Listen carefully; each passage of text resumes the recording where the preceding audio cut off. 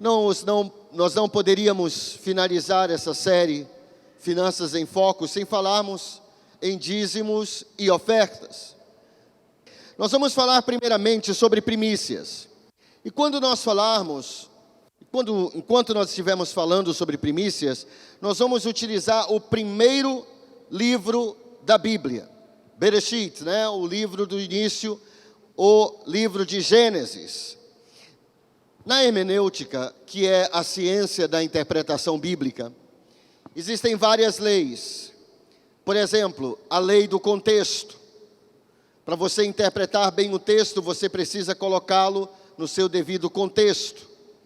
E o contexto pode ser os versículos ao redor do texto que você esteja estudando, ou o capítulo ou o livro.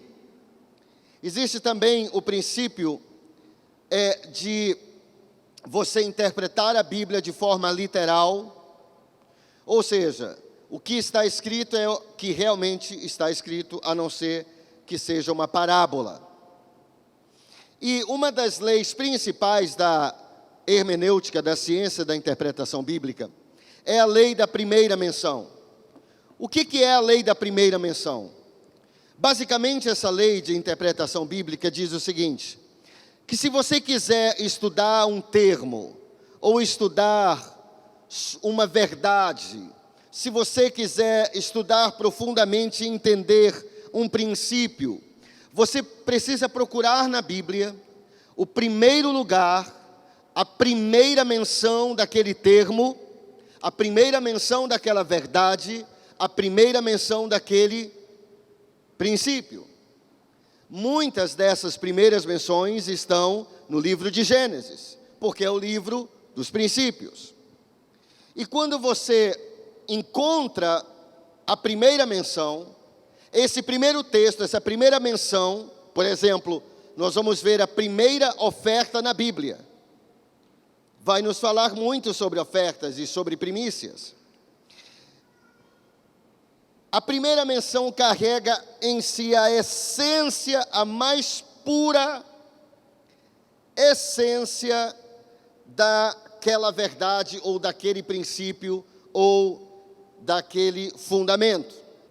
Então, a essência, qual é a primeira menção de oferta na Bíblia? Muito bem, está no livro de Gênesis, Gênesis capítulo 4. Gênesis capítulo 4, você pode abrir lá se você quiser, mas eu vou mostrar aqui no telão. Gênesis capítulo 4, Caim e Abel, os primeiros irmãos que viveram aqui na terra. Caim era lavrador, Abel era pastor de ovelhas, e aqui menciona, é a primeira menção de oferta na Bíblia. Pode ser que Adão tenha dado uma oferta a Deus, tenha feito um sacrifício, eu não sei, mas a Bíblia não relata. A primeira oferta registrada na Bíblia está em Gênesis capítulo 4, versículo 3. Vamos ler esse texto. Aconteceu que no fim de uns tempos, trouxe Caim do fruto da terra uma oferta ao Senhor. Diga, uma oferta. Abel, por sua vez, trouxe das primícias. Diga, primícias. Abel, por sua vez, trouxe das primícias do seu rebanho e da gordura deste. Agradou-se o Senhor de Abel e de sua oferta, ao passo que de Caim e de sua oferta não se agradou. Irou-se, pois, sobremaneira Caim, e descaiu-lhe o semblante. Agora, quando nós lemos esse texto, você pode imaginar várias razões por que Deus não se agradou de Caim nem da oferta dele. Alguns pregadores dizem que é porque era para ofertar animal e não frutas e legumes, como Caim fez. Mas se você ler o texto com carinho e com mais cuidado, o mesmo texto em português, na João Ferreira de Almeida, você vai notar alguns detalhes, e a razão está bem aqui. Aconteceu que no fim dos tempos trouxe Caim do fruto da terra uma oferta ao Senhor. Uma é artigo indefinido, ele trouxe uma oferta. Foi praticamente qualquer oferta. Ele pegou uma oferta. Ao que tudo indica, ele não trouxe uma oferta especial, ele não a escolheu bem, ele simplesmente trouxe uma oferta. Mas Abel, por sua vez, trouxe das primícias do seu rebanho. Primícias, o que quer dizer primícia? Primícia quer dizer primeiros frutos, primeiras crias ou primeiro filho. Então, Caim, ele trouxe uma oferta qualquer. Ele pegou, talvez ele estava apressado, e ele pegou qualquer oferta e trouxe para ofertar a Deus. Mas Abel, ele foi mais cuidadoso. A Bíblia diz que ele trouxe das primícias do seu rebanho e da gordura deste. O que significa isso? Que ele teve que separar os primogênitos dos animais. E a Bíblia diz que por causa disso, Deus se agradou de Abel e de sua oferta, mas de Caim e da sua oferta, a Bíblia diz que Deus não se agradou, e por isso Caim ficou irado, descaiu-lhe o semblante, e aí você já conhece o restante da história. O que é primícias? Primícias é um princípio na Bíblia, que é o princípio da primogenitura, não da primogenitura, da primogenitura. Ou seja, a Bíblia diz que o primeiro filho do sexo masculino, o primogênito, o primeiro gerado de um casal, a Bíblia diz que pertence ao Senhor. A Bíblia também diz, isso é primícias. A Bíblia também diz que sobre essa pessoa, sobre esse primogênito, vai ser transmitida para ele uma unção dobrada e uma herança dobrada. Esaú, ele era o filho primogênito, ele era as primícias do seu pai Isaac, mas ele vendeu o seu direito de primogenitura para Jacó, por causa de um ensopado. Você conhece a história? E por isso ele perdeu, e Jacó recebeu a bênção do seu pai e herança dobrada. A Bíblia fala também que Jacó, antes dele falecer lá no Egito, ele chamou os filhos de José, Manassés e Efraim, e ele colocou a mão direita, ele trocou as mãos. Ele colocou a mão direita sobre Efraim, que era o mais novo, e a sua mão esquerda ele colocou sobre a cabeça de Manassés. E José, pensando que o seu pai estava muito velho, ele disse: não, pai, está errado. E ele tentou trocar as mãos de lugar, colocar a mão direita de Jacó sobre a cabeça de Manassés, que era o primogênito dele, para receber a bênção da primogenitura, para receber a bênção das primícias. Porém, Jacó disse: não, filho, eu estou entendendo, eu sei o que eu estou fazendo. Esse menino vai receber porção dobrada. O nome Efraim quer dizer duplamente frutífero. E aí Jacó abençoou com bênção dobrada. Então, queridos, a primeira oferta, a primeira menção de oferta na Bíblia e de primícias, mostra uma pessoa que ela estava um pouco relaxada. Sabe, Caim deu uma oferta qualquer. Ele não a escolheu com calma, ele não a escolheu com carinho. Mas Abel, ele trouxe o melhor que ele tinha no rebanho, as primeiras crias. E foi por isso que Deus o aceitou e o abençoou. Agora olha só, a palavra primícia usada aqui, Abel por sua vez trouxe das primícias do Senhor. A palavra usada aqui, você sabe muito bem que a Bíblia não foi escrita em inglês, nem em chinês, nem em japonês, nem em português, nem em latim. A Bíblia foi escrita, o Velho Testamento foi escrito em hebraico e aramaico, o Novo Testamento em grego koiné.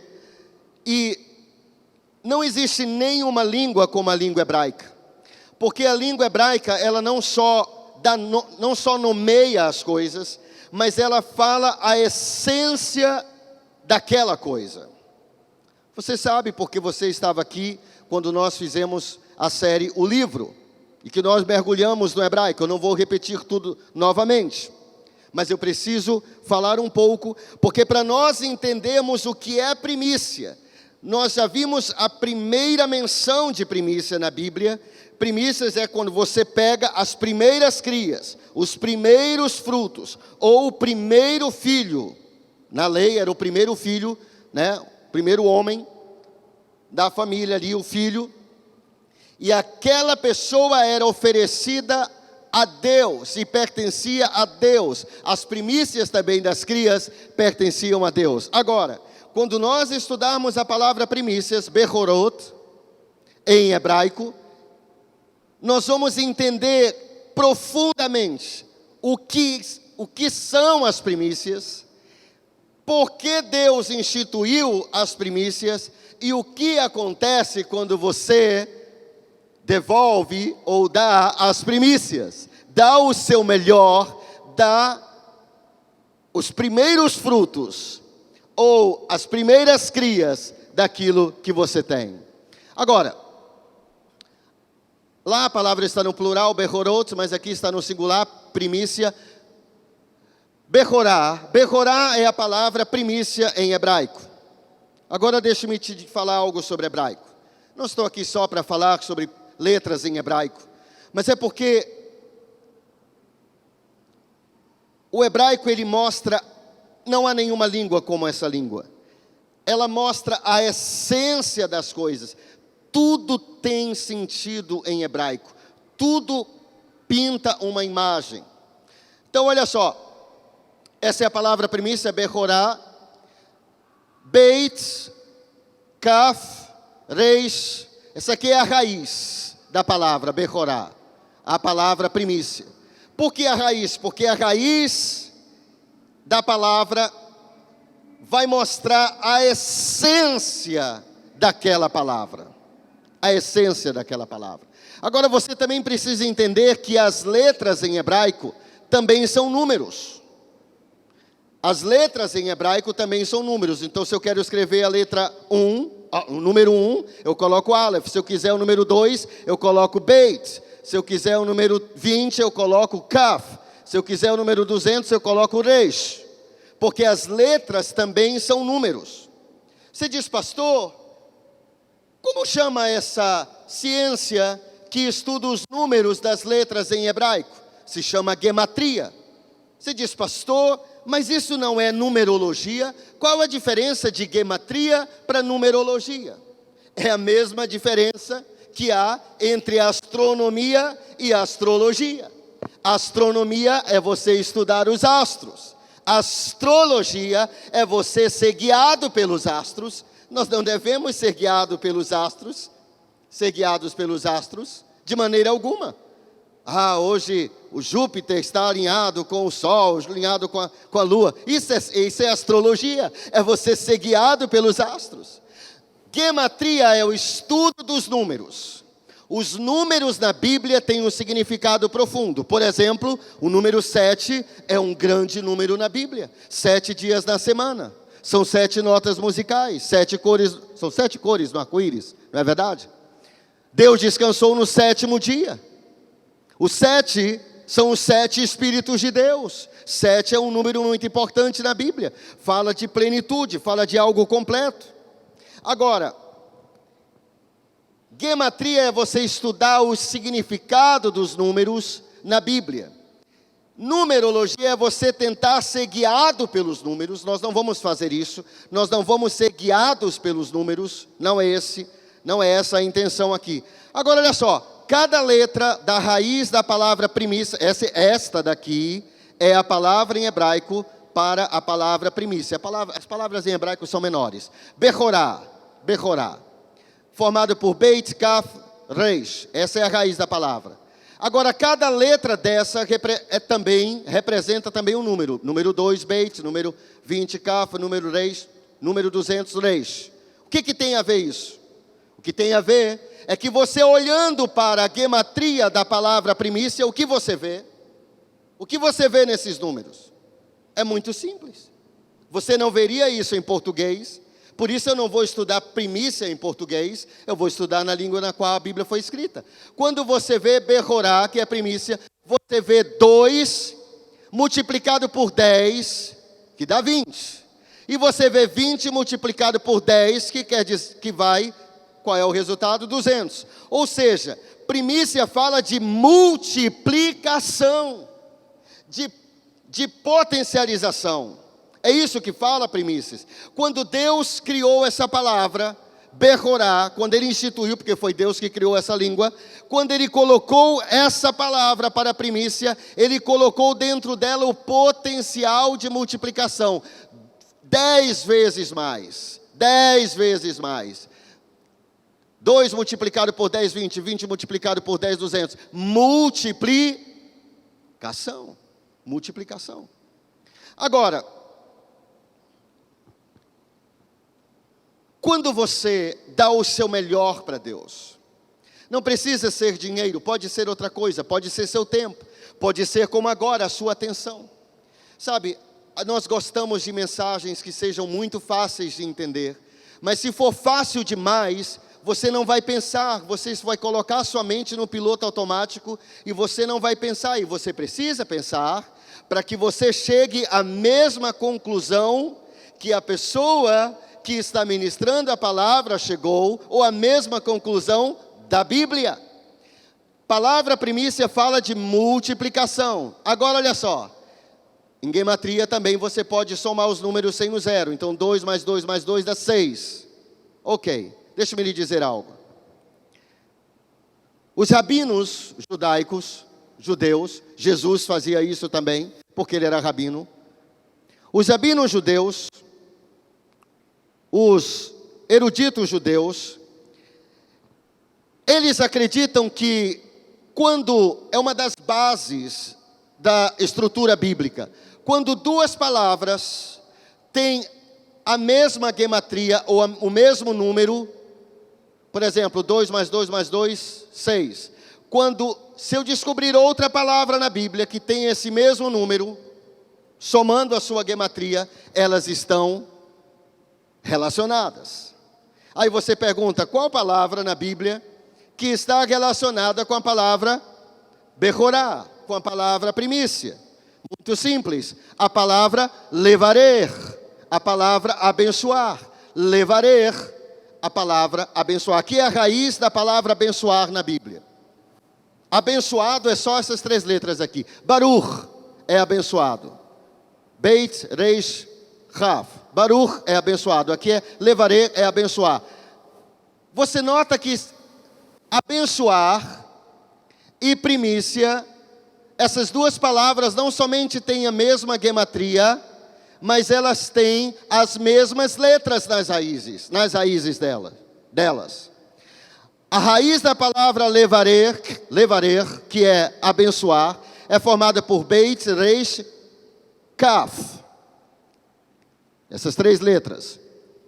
A raiz da palavra primícia também é formada por essas 3 letras, Beit, Kaf e Reish. Somente que a ordem está invertida. Mas as mesmas letras e a mesma gematria. O que isso significa? Sabe o que isso significa? Significa que primiciar a Deus, dar o seu melhor para Deus, tem tudo a ver, está conectado com receber a bênção de Deus. Abençoar, Deus vai abençoar aquele que der o seu melhor para ele.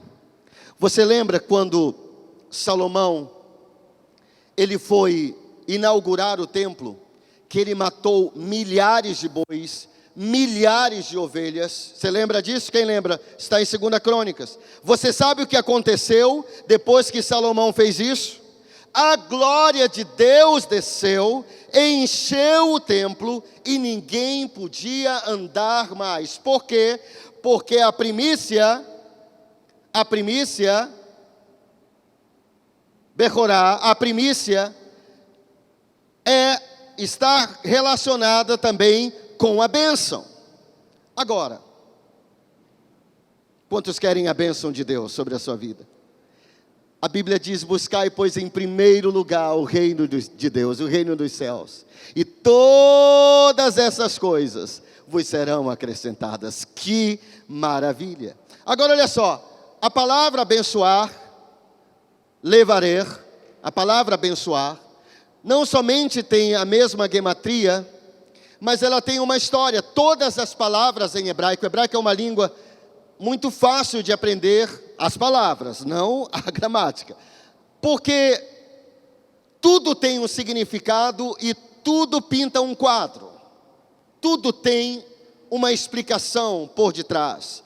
Por exemplo, por que essa palavra abençoar está no sexto, tem a gematria número 6, de número 6. O que Deus fez no sexto dia? Ele criou o quê? Ele criou o primeiro homem. Lembra que Berorá é primícia, primogênito. Beror é primogênito, aquele que nasceu primeiro. Qual foi o primeiro ser humano que nasceu aqui na terra? Foi criado por Deus. Adão. Naquele primeiro dia, no sexto dia, Deus criou Adão e o abençoou. Por isso que tanto a palavra Berorá, que é primícia, Beror, que é primogênito, tem a mesma raiz, é o número 6. Tem a gematria 6. E abençoar também o número 6, porque conta uma história. Tudo em hebraico conta uma história. No sexto dia, Deus criou o seu Beror, o seu primogênito, Adão, e ele o abençoou. Agora olha só a ordem das coisas. Um dia eu vou ministrar aqui, não vou ministrar logo, vou dar um spoiler para vocês. Esse é o verbo levarer, abençoar. Quando você olha para o português, ou para o inglês, ou para o francês, o que significa abençoar? Pode significar algumas coisas. Em grego significa falar boas palavras, eulogeo. Falar boas palavras. Já é um pouco melhor. Mas em hebraico, na língua de Deus, mostra a essência e as informações principais que você pode entender do que é bênção e do que é abençoar. Por exemplo, presta atenção. Cada letra em hebraico tem um significado. Tem um número, tem um nome e tem um significado. Por exemplo, essa é a letra Beit, é a segunda letra do alfabeto. Quando eu falo Beit, a letra é Beit. Mas se eu falar, por exemplo, Belém, Beit Lechem, não parece igual, Beit Lechem? É porque é igual. Beit não somente é o nome da letra, da segunda letra do alfabeto, mas também é a palavra casa. Quando eu falo Beit, quando eu falo letra Beit, eu estou falando casa, casa de alguma coisa. Agora, o que tem a ver casa com abençoar? Porque a bênção de Deus, a primeira coisa aqui na terra, claro que Deus abençoou os animais marinhos, mas a primeira coisa que Deus abençoou, a primeira instituição que Deus abençoou foi o quê? A família. No sexto dia, Deus criou homem e mulher. Façamos o homem a nossa imagem e semelhança. Criou Deus, pois, o homem e mulher. Criou Deus, pois, o homem com a sua imagem, conforme a sua semelhança. Homem e mulher os criou e os abençoou.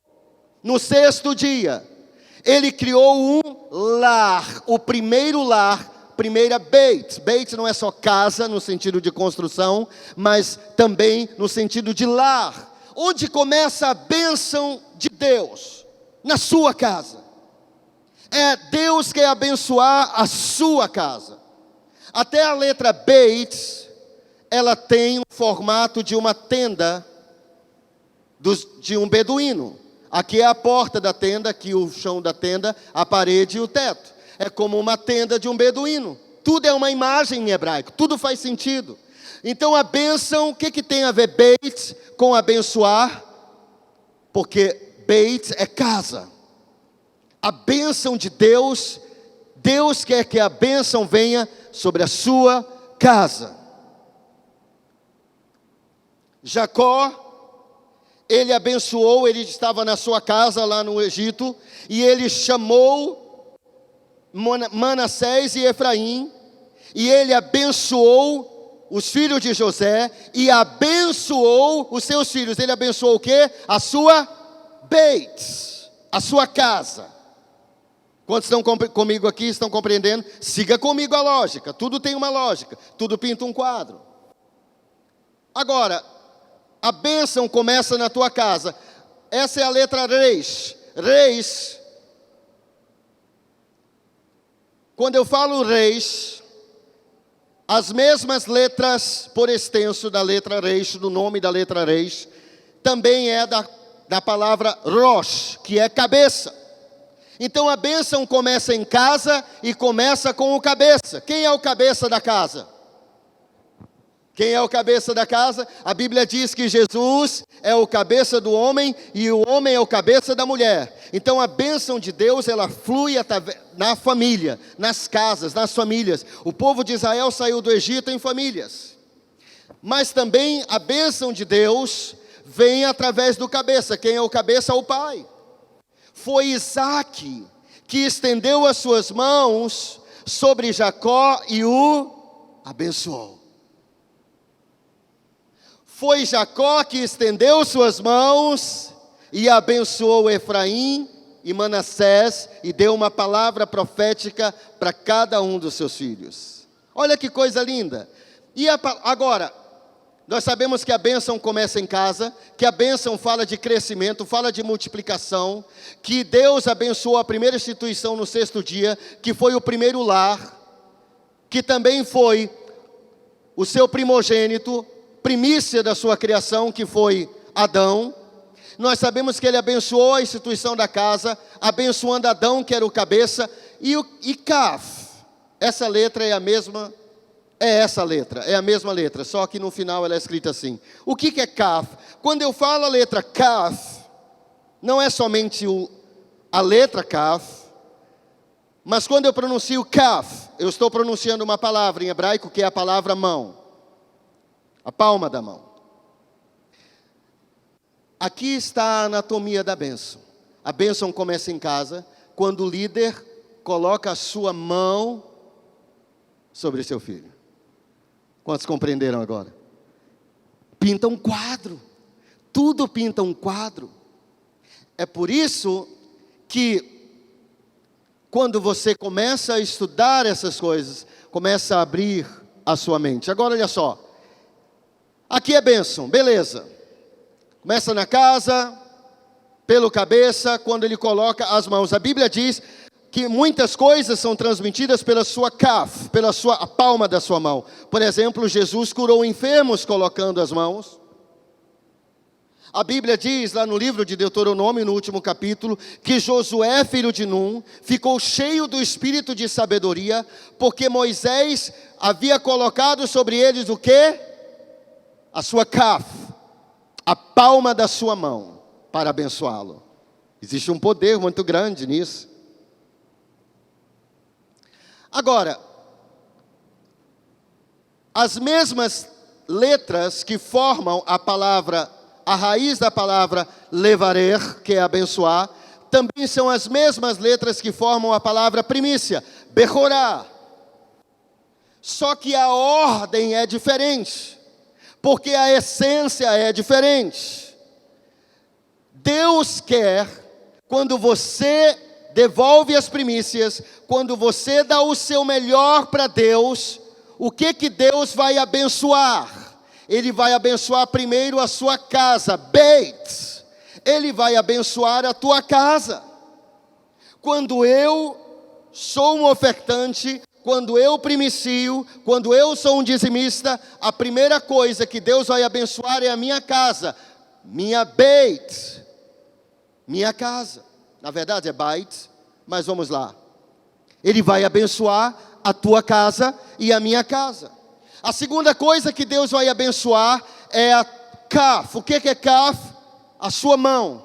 Ele vai abençoar tudo que vier, tudo que você colocar suas mãos para fazer, Deus vai abençoar. Então Ele vai abençoar a sua Beit, a sua casa.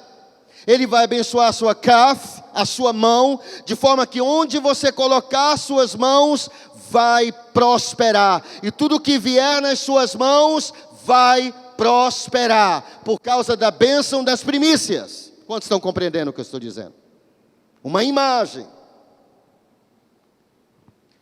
A palavra reixa é cabeça, então Deus vai abençoar a tua casa, tudo aquilo que vier nas tuas mãos e também a tua cabeça. Aleluia! Diga assim: quando eu devolvo as primícias. Diga mais forte: quando eu devolvo as primícias, Deus vai derramar, Ele vai abençoar a minha casa, as minhas mãos e a minha cabeça. Diga de novo: Deus vai abençoar a minha casa, as minhas mãos e a minha cabeça. Dê um aplauso bem forte ao Senhor Jesus. Aleluia, aleluia. Quando essa é a bênção das primícias. É por isso que Deus amou o que Abel fez. É por isso que Deus amou. Por quê? Porque Ele deu o melhor. É por isso que Deus, Ele abençoou a casa que Salomão estava edificando, porque Salomão fez uma grande oferta dos melhores animais. Agora, isso é primícia? Pastor, como eu calculo as primícias? Primícia é o primeiro dia do seu trabalho, ou o primeiro fruto das suas terras, ou a primeira cria dos seus animais. Então, é muito simples. Você pega o que você recebeu, divide por 30. Isso é primícia? É muito simples. Se você ganhou 300, divide por 30. Vai dar 30, né? Vai dar 30, sei lá. Perdi minha aula de matemática. Faça os cálculos você. Não me interrompa com matemáticas. Glória a Deus. Agora, vamos falar sobre dízimos e ofertas. Eu já falei sobre primícias. Agora eu quero falar sobre dízimos e ofertas. Para falarmos sobre primícias, nós usamos o primeiro livro do Velho Testamento. Para falarmos sobre dízimos e ofertas, nós vamos usar o último livro do Velho Testamento, que é Malaquias. Agora, deixe-me lhe dizer algo. Muitos pensam que o tema do livro de Malaquias é dízimo e oferta. Porém, eles estão errados. Porque o tema do livro de Malaquias tem a ver com dízimos e ofertas, porque a maioria dos pastores, nós, pastores e pregadores, quando nós pregamos sobre o livro de Malaquias, ou a partir do livro de Malaquias, nós ministramos sobre ofertas e dízimos. Porém, o tema do livro de Malaquias é honra. Diga honra. Abra comigo, por gentileza, em Malaquias, capítulo 1, a partir do versículo 6. Malaquias 1, 6. Malaquias 1, 6. Em diante.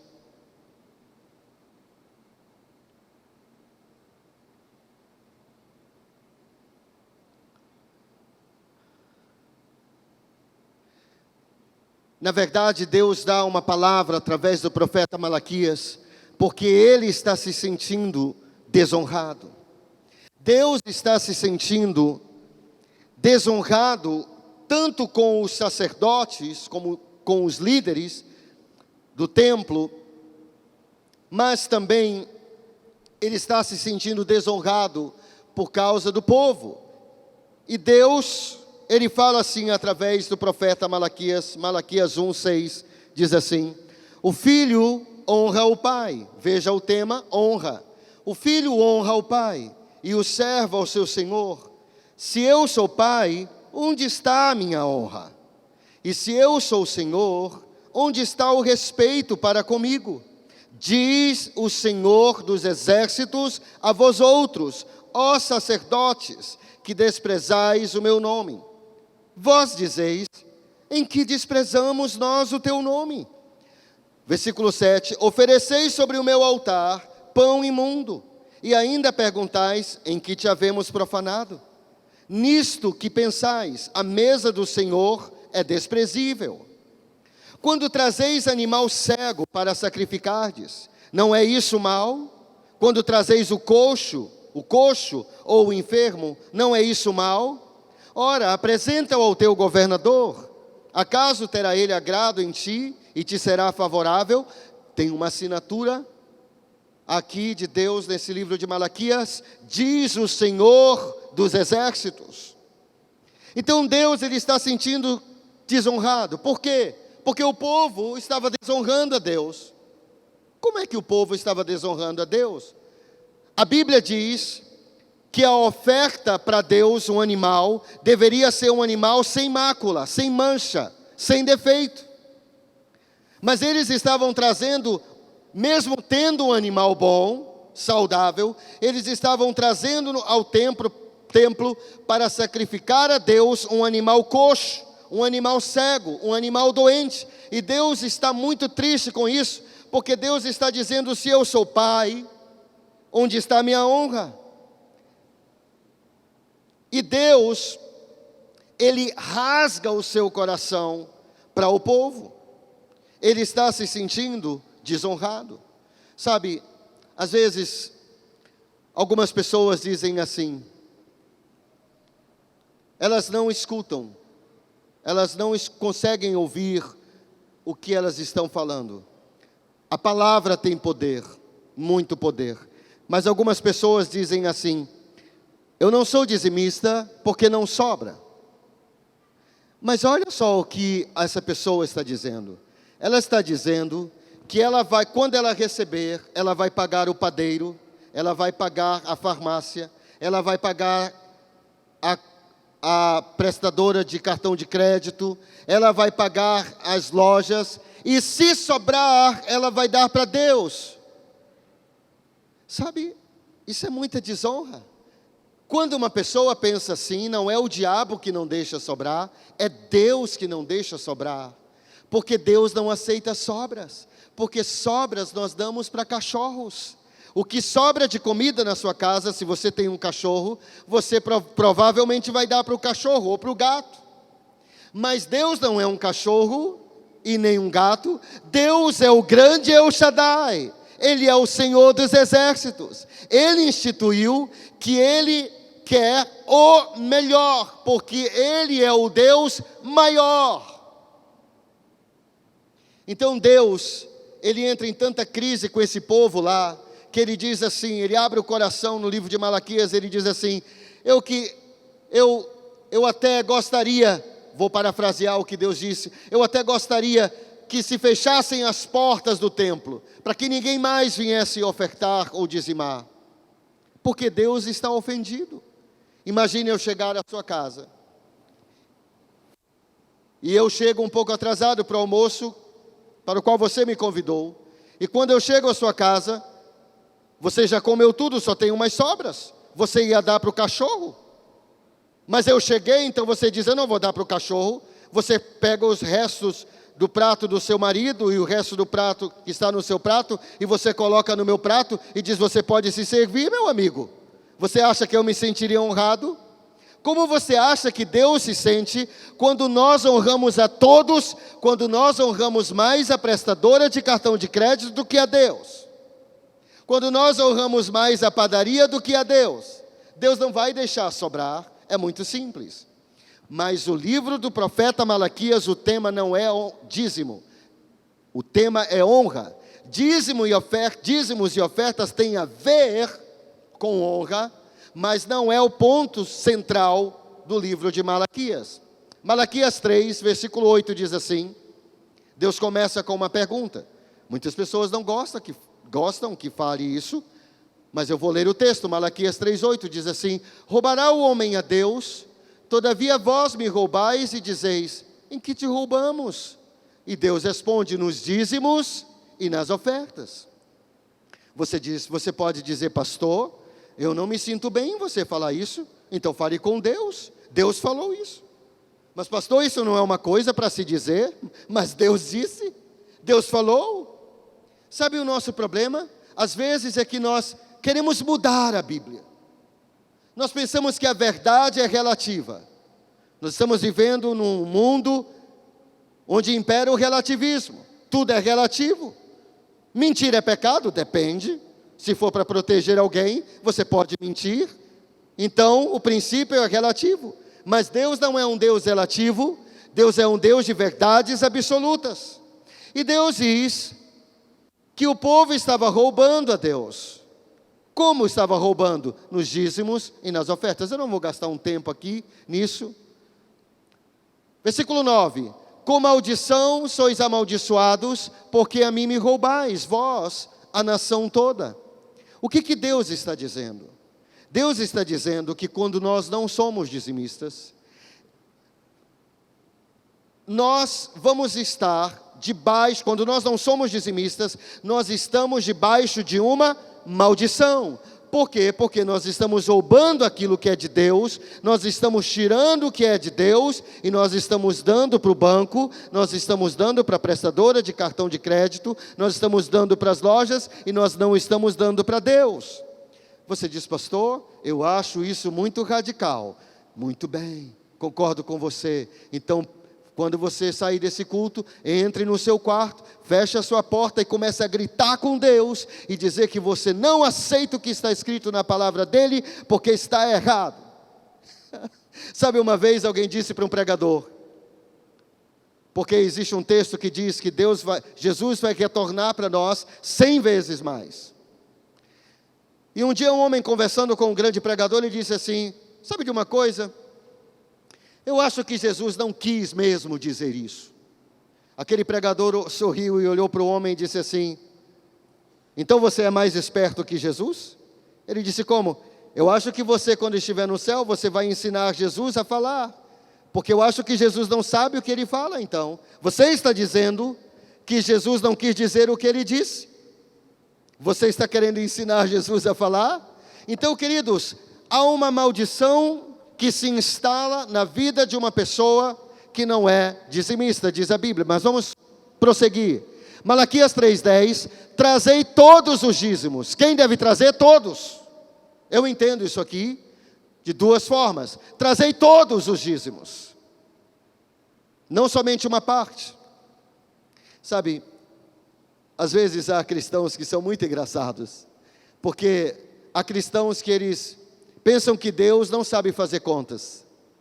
Eu acho que há cristãos que pensam que Deus não sabe fazer contas, porque alguns cristãos tentam dar 5%. Eles ganham 1.000 e eles querem dar R$50. Eu vou escrever dízimo. O pastor não sabe quanto eu ganho mesmo, eu posso colocar 50. E é meu dízimo, quem vai dizer o contrário? Mas ele sabe fazer matemática, ele sabe aritmética. Então, por isso a Bíblia diz, trazei todos os dízimos, os dízimos inteiros. Mas não somente isso, todos nós deveríamos ser dizimistas. Por quê? Vou te dizer por quê. Não somente aqui, mas em qualquer igreja, se todos os irmãos fossem dizimistas, e eu não estou falando isso porque eu vou fazer um desafio, eu não vou ministrar uma outra oferta agora, a oferta já foi ministrada, ninguém vai ministrar mais oferta, mas se todas as pessoas fossem dizimistas, todas as necessidades das igrejas, não somente desta, mas de todas as igrejas seriam supridas. Porque dízimo e oferta são a maneira que Deus escolheu de sustentar a sua obra. Poderíamos fazer construções, poderíamos enviar missionários, poderíamos fazer todas as reformas que fossem necessárias, sem fazer desafios extras, porque foi isso que Deus escolheu. Trazei todos os dízimos. Para onde? Para onde eu devo trazer ou levar os dízimos? Trazei todos os dízimos à casa do tesouro. Diga, casa do tesouro.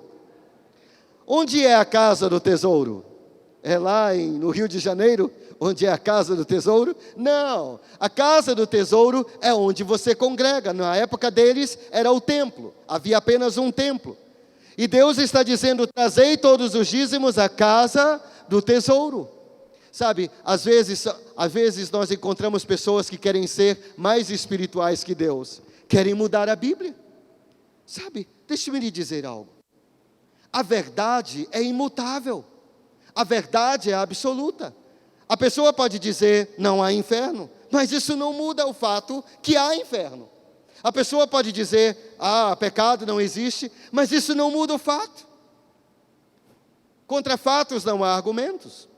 A pessoa pode dizer assim, sabe uma coisa, eu não vou trazer os dízimos à igreja. Eu vou dar aos pobres, eu vou fazer sopão e vou dar aos pobres. Parece tão bonito, mas não está na Bíblia. Se a Bíblia dissesse, trazei todos os dízimos à praça pública e fazei sopão aos moradores de rua, nós faríamos. Mas não é isso que a Bíblia diz. Então a pessoa, ela quer obedecer a Deus à sua maneira. Mas eu não posso distorcer a palavra, eu posso até não concordar com a palavra, é melhor que eu fale abertamente. Mas eu não posso distorcer a palavra e pensar, me enganando, que eu estou obedecendo a Deus. A Bíblia diz, trazei todos os dízimos onde? Para onde? Para a casa do tesouro.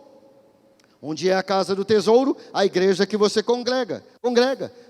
Se uma pessoa congrega na quadrangular, ela deve devolver os dízimos na quadrangular. Se a pessoa congrega na Assembleia de Deus, vai devolver os seus dízimos na Assembleia de Deus. Se a pessoa é da Paz Castanhal, ela vai trazer os dízimos ao templo da Paz Castanhal.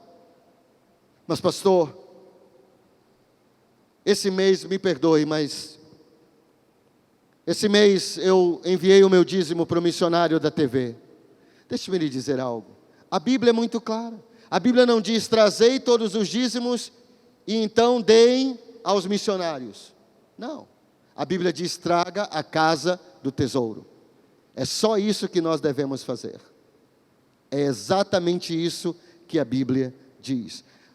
Sabe, eu não posso chegar ao final do mês e falar, sabe de uma coisa? Eu gostaria de ajudar mais a África. Então eu não vou mais dizimar aqui na igreja, nesta igreja. Eu vou dar o meu dízimo, o dízimo da minha oferta, eu vou dar para a África. Parece tão bonito, não parece? Parece. Só que eu estou desobedecendo a Deus. Porque Deus não disse para enviar o dízimo à África, Deus disse para trazer todos os dízimos à casa do tesouro. Quem deve trazer? Todos. Qual parte do dízimo? Todos os dízimos. Para onde eu vou levar? A casa do tesouro. Deus não deixou margem para má interpretação. Ele diz que todos que devem trazer todos os dízimos, não somente parte, que todos nós devemos trazer os dízimos. Para onde nós devemos levar os dízimos? A casa do tesouro. E para quê? Para que serve o dízimo? A Bíblia diz, para que haja mantimento na minha casa. Para que haja mantimento. Qual é o mantimento que nós servimos aqui, na casa de Deus? A palavra, certo? É a palavra. Nós não vendemos livros na igreja, nós não vendemos carros, nós não vendemos roupas, nós não vendemos nada, nós pregamos a palavra. Qual é o mantimento que deve ter na casa de Deus, sustentado pelos dízimos e pelas ofertas? A palavra. Mas aí a pessoa diz, mas a palavra é de graça, pastor. Um dia alguém falou assim para mim, sabe de uma coisa? Não precisa construir templo. Os pastores podem pregar embaixo das árvores. Eu não tenho problema de pregar embaixo de uma árvore, especialmente se for um pé de coqueiro. Se for um coqueiro, eu já posso pegar um coco e tomar uma água de coco enquanto eu prego. Vai ser muito bom. Mas eu não sei se você vai querer me ouvir por 45 minutos em pé embaixo de uma árvore, especialmente se chover. Eu posso levar a minha capa, mas talvez se você esqueceu a sua, você não vai estar confortável. Então, para que a palavra de Deus, que é o mantimento da casa de Deus, seja comunicado, nós precisamos de um microfone. Mas nós não vendemos microfones. O microfone é para que quem está lá atrás possa ouvir a palavra. Nós precisamos de um sistema de som. Por quê? Porque não adianta microfone sem sistema de som. O que paga esse microfone? Dízimos. De onde vem o dinheiro para comprar essas caixas de som? Dízimos e ofertas. Você precisa se sentar em uma cadeira. Às vezes as pessoas falam cada coisa. Deus não precisa de dinheiro. É óbvio que Deus não precisa de dinheiro. Parabéns por você ter descoberto a galinha dos ovos de ouro. Deus não precisa de dinheiro, mas o reino de Deus precisa. Esse púlpito foi doado, nós não compramos, mas para você trocar o carpete, precisa de dinheiro. Para você colocar telões, precisa de dinheiro. De onde vem esse dinheiro? Dos dízimos. Por isso Deus diz, trazei todos os dízimos à casa do tesouro. Para quê? Para que haja mantimento. Qual é o mantimento? A palavra. Agora nós precisamos, é melhor ouvir a palavra em um prédio que seja mais confortável. Nós queremos climatizar esse prédio. Como nós vamos climatizar esse prédio? Com dinheiro. E de onde virá esse dinheiro? Dos dízimos e das ofertas. Agora existe uma promessa. Em Malaquias 3:10, Deus, ele diz o seguinte, vou ler Malaquias 3:10, parte A e parte B. Trazei todos os dízimos à casa do tesouro, para que haja mantimento na minha casa, e provai-me nisto, diz o Senhor dos exércitos, se eu não vos abrir as janelas do céu, e não derramar sobre vós bênção sem medida. Aleluia! Olha só, Deus fala algo incrível aqui. Ele diz, provai-me nisto. Você sabia que é pecado pôr Deus à prova? É pecado tentar a Deus. Lá em Mateus capítulo 4, o diabo leva Jesus ao pináculo do templo. Era um templo muito alto, acredite. Era muito mais alto do que, chama pé direito, né? Era muito mais alto aqui do que esse prédio. E ele levou Jesus lá em cima, ele disse, joga-te daqui. Ele disse, porque está escrito, seus anjos darão ordem a teu respeito. O diabo conhece a Bíblia. O diabo conhecia. Parece que ele estava lendo a Bíblia também. Mas aí Jesus também conhecia a Bíblia e conhecia a palavra, porque ele é a palavra. E Jesus disse, mas também está escrito, não tentarás o Senhor teu Deus. Não ponha o teu Deus à prova. Sabe que é pecado provar a Deus? Ou testar a Deus? Ou pôr Deus em um teste? Mas aqui, Deus diz, tem a assinatura dele, diz o Senhor dos exércitos, ele diz, provai-me nisto. Nisto o quê? Provai-me nisto, não em todas as coisas, provai-me nisto. Nisto o quê? Ele está falando sobre dízimos e ofertas. E ele diz, provai-me nisto. Nisto o quê? Nos dízimos. Esse é o único lugar na Bíblia inteira que Deus diz que você pode pô-lo à prova. Já pensou nisso? É o único lugar na Bíblia que Deus diz, você pode me pôr à prova. Você não acredita? Você não acredita nas bênçãos do dízimo? Então me coloque à prova. Me coloque à prova, diz o Senhor dos exércitos, se eu não vos abrir as janelas do céu e não derramar sobre vós bênçãos sem medida. Agora, é o único lugar na Bíblia que você pode pôr Deus à prova.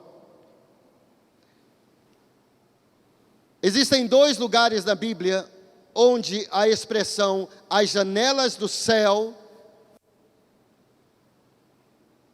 é usada. Apenas 2 lugares. No primeiro livro do Velho Testamento, Gênesis, e no último livro do Velho Testamento, o livro de Malaquias. São as 2 únicas menções da frase janelas do céu. Na primeira menção da Bíblia sobre as janelas do céu, o contexto é o dilúvio. Quando Deus abriu as comportas do céu, ou as janelas do céu, e derramou muita água sobre a terra. Essa é a primeira menção. A segunda menção da Bíblia está aqui no último livro do Velho Testamento, que Deus está dizendo que Ele vai abrir as janelas do céu, as comportas do céu, e derramar um dilúvio de bênção sobre a sua vida. Bênção sem medida. Amém? Essa é uma promessa para mim e para você. Nós que somos dizimistas, a Bíblia diz que Deus vai abrir as janelas do céu e derramar bênção sem medida. Agora, a primeira tradução da Bíblia foi feita a pedido de Ptolomeu, general de Alexandre o Grande, alguns anos antes de Cristo nascer. Ptolomeu queria traduzir a Bíblia do hebraico, ainda não havia um Novo Testamento. Ele queria traduzir o Velho Testamento do hebraico e aramaico para o grego koiné. Então ele contratou 72 sábios. Eles arredondaram para 70, sábios judeus, rabinos, mestres, doutores na lei. E por isso que essa tradução, que foi a primeira tradução da Bíblia, é chamada de Septuaginta. Septuaginta é uma palavra grega que quer dizer 70, porque essa primeira tradução da Bíblia, anos antes de Cristo nascer, mais de 2.000 anos atrás, portanto, foi a primeira tradução da Bíblia, do Velho Testamento, do hebraico para o grego, koiné. E os 72 sábios traduziram assim do hebraico para o grego, koiné. E provai-me nisto, diz o Senhor dos Exércitos, se eu não vos abrir as cachoeiras do céu e não derramar sobre vós bênção sem medida. Na verdade, eles usaram a palavra cataratas. As cataratas dos céus, as cachoeiras dos céus. Olha só que imagem Deus está colocando para nós.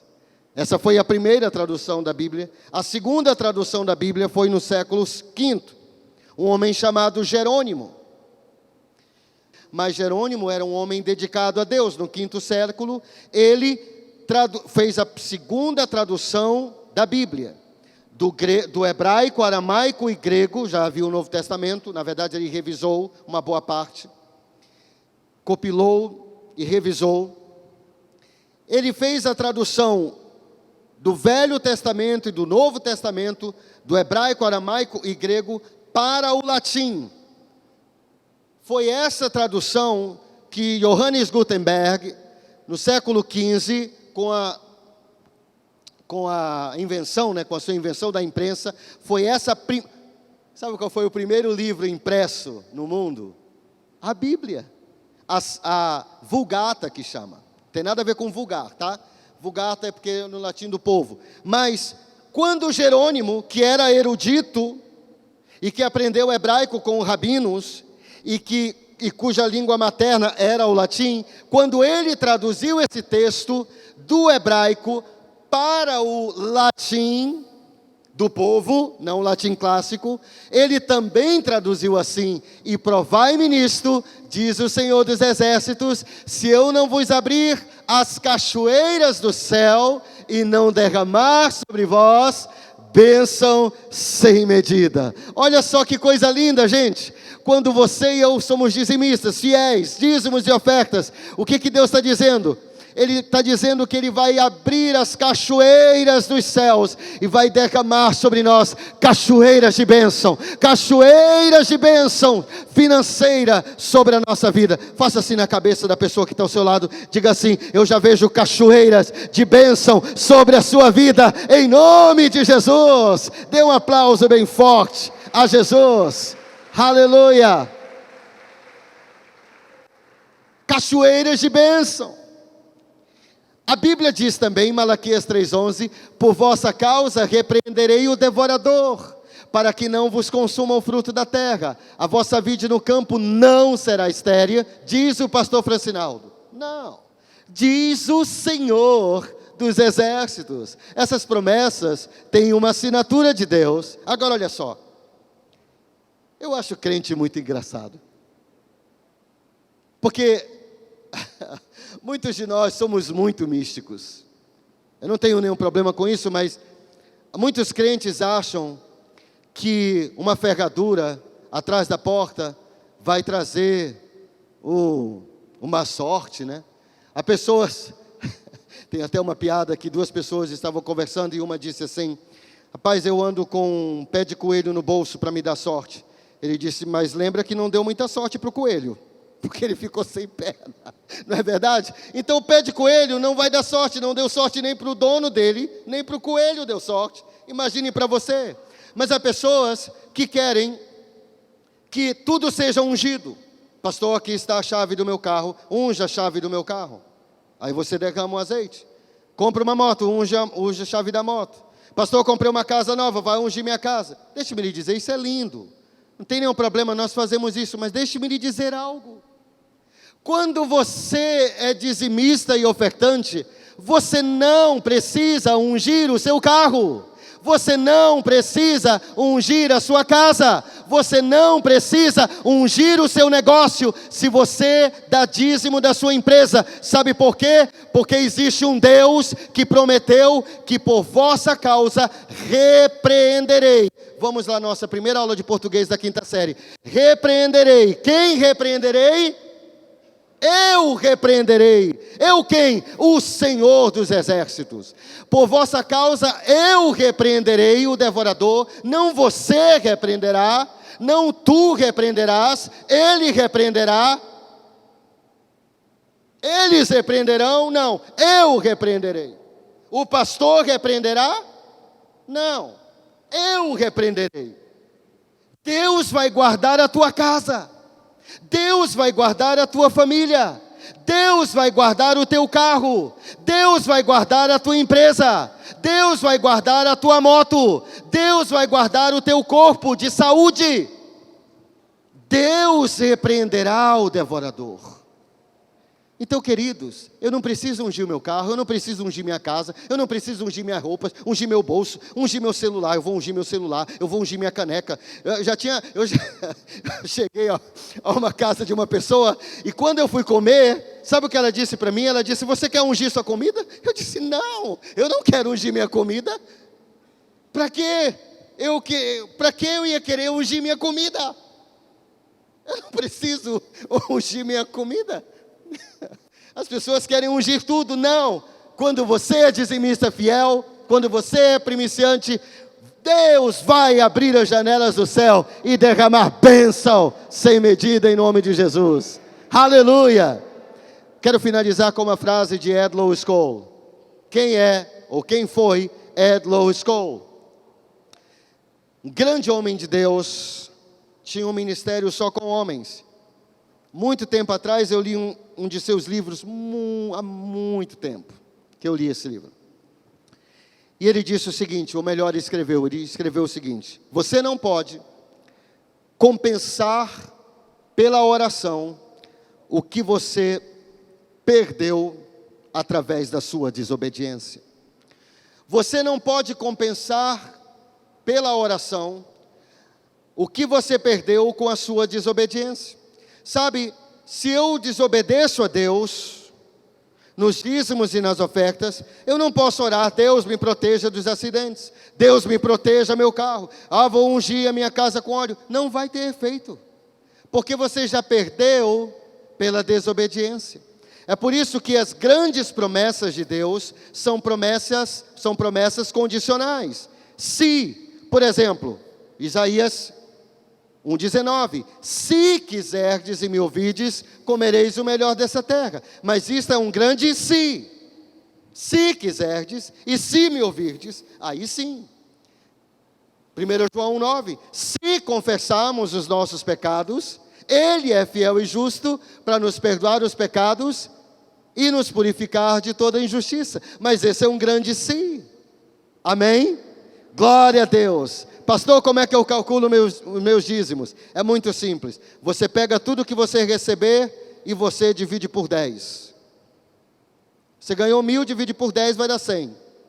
Se você não souber, você usa a calculadora no seu celular. Pastor, eu dou os dízimos do bruto ou do líquido?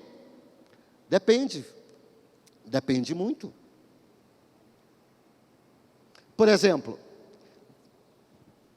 se eu vendo passadores de slides, e eu compro cada passador de slide a R$100, e eu vendo a R$150, então eu vendi aqui para o meu amigo Ranielli, ele é barão, então ele me pagou em cash,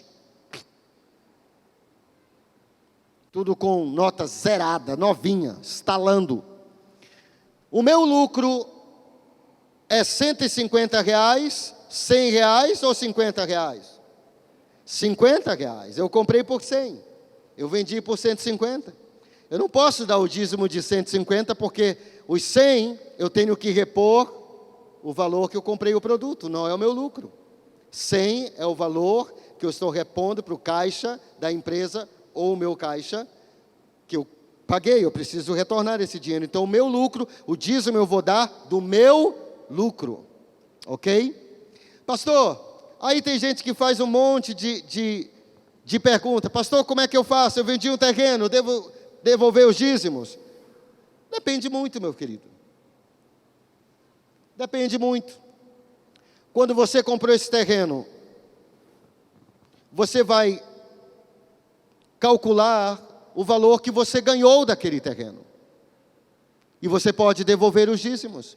Pastor, eu não tenho um salário fixo. Como é que eu faço? Se você não tem um salário fixo e a cada dia você ganha um determinado valor, é melhor você dar logo, devolver logo o dízimo assim que você receber.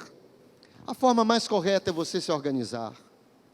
É você dar logo primeiro o que é de Deus e depois você já está abençoado. Amém? Glória a Deus. Diga, eu recebo sobre a minha vida cachoeiras de bênção em nome de Jesus. Amém? Dê um aplauso bem forte, fique em pé em nome de Jesus.